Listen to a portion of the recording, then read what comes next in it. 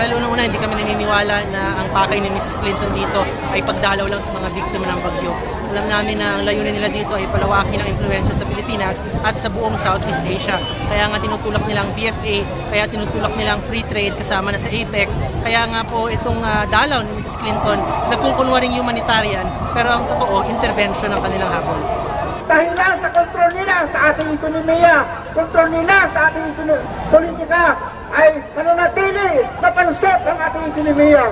Na sinasabi nilang kaibigan daw tayo nila, subalit di walang pagunlad na nagawa sa atin sapagkat iyon ang kanilang nais upang tayo ay patuloy na umasa sa kanila, patuloy na sumambing sa kanila sapagkat doon nila magagamit ang kanilang paraan na pakinabangan ang bansang Pilipinas upang itayo ang kanilang mga base militar upang tayo ikitin sa pamamagitan ng mga pautang na may masahol at masamang kondisyon. Kailangan marinig ni Clinton na ayaw natin ang kanyang pagdalaw dito sa ating bansa.